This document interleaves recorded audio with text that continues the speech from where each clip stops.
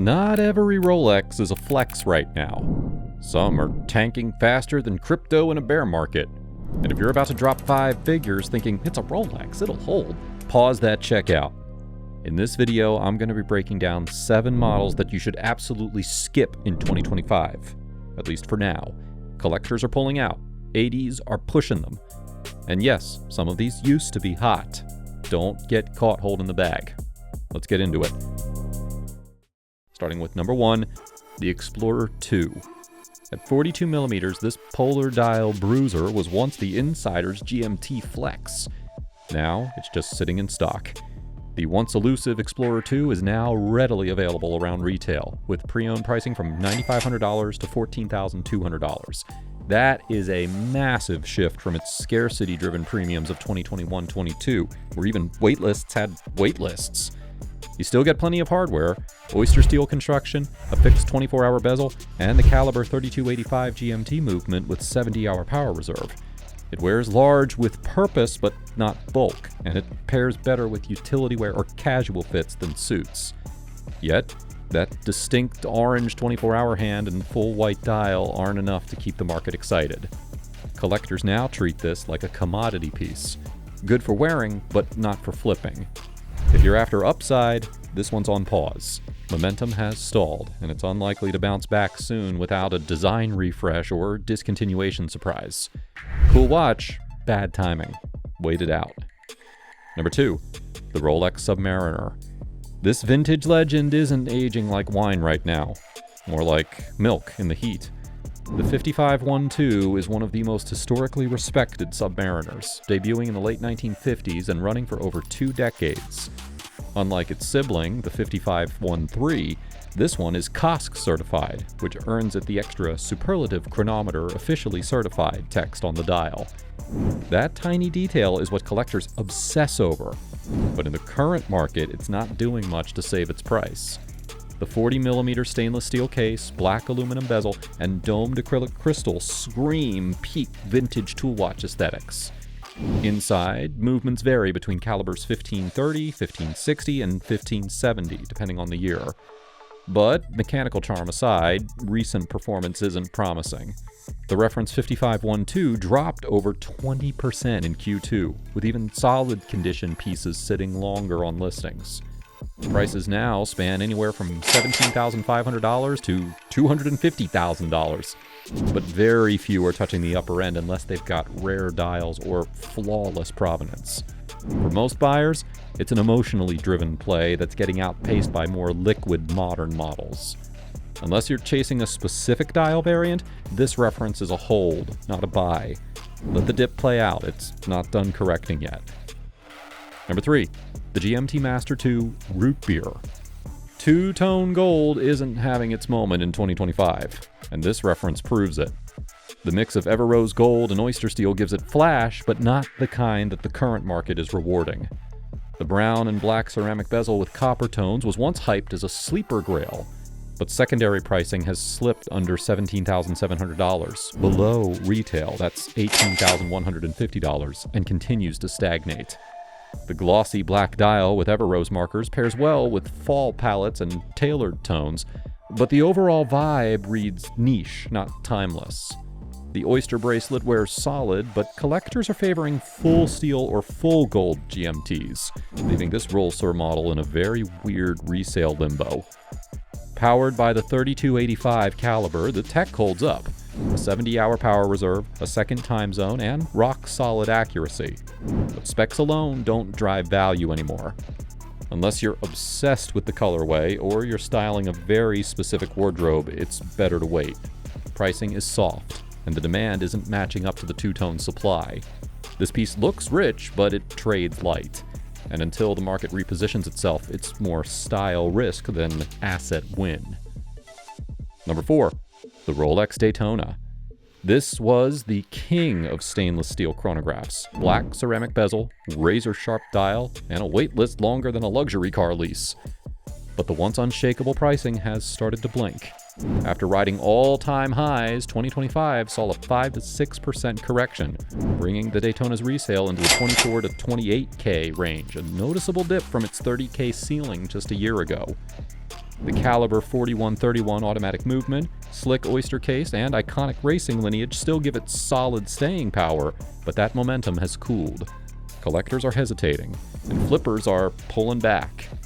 It's not that the value has vanished, it's that the hype curve has peaked, and you're no longer guaranteed upside. If you are buying now, understand that you're entering a more volatile phase. Still a flex, still liquid, but no longer bulletproof. Prices could rebound, or they could keep sliding. Hold if you already own it. Buy later if you're chasing value. Number 5. The Rolex Oyster Perpetual 41 Celebration Dial. This wild pop art dial was once Rolex's loudest flex in the OP line. Confetti-like bubbles splashed across a turquoise canvas. At launch, it flew off the shelves and shot up on the resale market. But fast forward to now, the hype has cooled hard. Secondary pricing has slid to around $25,100, right near its inflated launch peak, but with fewer buyers chasing the trend. Yes, the caliber 3230 movement, the 70-hour power reserve, and the 41mm oyster steel case still make this solid. And visually, it's unmistakable, polarizing, playful, and Instagram bait. But that's the catch. It's become too niche. Casual fans find it loud, and hardcore collectors worry about long-term desirability unless Rolex pulls the plug on it soon. Right now, it sits in that awkward space between novelty and investment. A fun flex with fading momentum. If it gets discontinued, sure, it might spike again, but today, you're going to be paying for a moment that's already passed. Hold off, unless you truly love the look. Number 6. The Rolex Zenith Daytona. This is a collector's piece, but it's not a buy right now piece. The 18-karat yellow gold case paired with a diamond set white dial and vintage tritium hands all screams 90s era luxury. It's powered by the caliber 4030, based on the Zenith El Primero movement, marking Rolex's first automatic Daytona series, a major horological milestone. Still, historical importance doesn't always equal short-term gains. While this model once rode the wave of vintage hype, recent quarters haven't been kind. Values have slipped 20% in just Q2, with prices now scattered between $40,000 and $100,000 depending on set and condition. That is a wide and risky spread for buyers looking for stability or growth. The oyster bracelet in yellow gold feels solid, but it wears loud. And in today's trend climate, full gold isn't universal. The fixed tachometer bezel adds function, but it doesn't push enough collector demand in 2025 to justify peak pricing.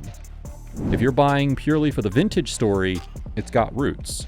But if you're watching performance, this one's in a cooling phase. Wait it out. Prices are correcting, and smarter entry points are coming. But right now, it's nostalgia heavy and market light.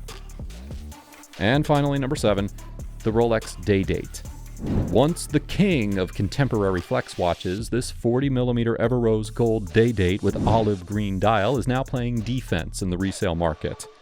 Collectors rushed this model after its 2015 release thanks to the uncommon dial color, a matte olive tone that pops hard against the warmth of Everose, but the trends have cooled fast. In 2025, it's down 18% quarter over quarter, with most listings between $55,000 and $85,000, far off from its pandemic-era peak. Still stunning, yes, but the hype curve has crested. It wears beautifully with both darker tailoring and minimalist casual wear, and that president bracelet with semicircular links and a hidden clasp delivers full luxury without looking gaudy.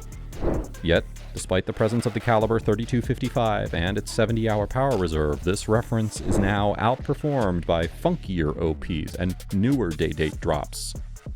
Buyers today want either true rarity or maximum upside. This reference offers neither at the moment. Unless you are dead set on the Everose plus green combo, this is a pass for now. Market correction is still unfolding, and re-entry will be cleaner in a few months. Buying strategy for 2025 and early 2026. Sit tight on hype-heavy steel. Models like the Pepsi, the Sprite, the Daytona, the Submariner, and the Explorer are seeing broad availability and softened resale due to oversupply. What was once a scarcity play has now become a patience test. Avoid pastel and celebration dials for now. Unless Rolex drops a surprise discontinuation, these novelty OP references aren't aging into classics, and the resale reflects it. Instead, shift your focus to low-supply, high-potential segments. Vintage 5-digit Submariners, pre-ceramic era with unique patina or tritium dials, or discontinued or low-run colorways. These often rebound hard once they vanish from catalogs. The best 2025 Rolex strategy? Skip the hype curve, follow the scarcity trail. And with that, you have now seen the 7 pieces that look Rolex level legit, but aren't pulling their weight on the resale floor. If you're holding off on these, it's a smart move. Timing is everything. Let them dip, then make your play. And if you already own one of these, no panic. Some of them will rebound, but they're not the plays for 2025. All right, drop a comment with the Rolex that you're avoiding right now, or the one that you're waiting to scoop on the dip. Like, sub, and stay sharp. The market's moving fast, and so are we.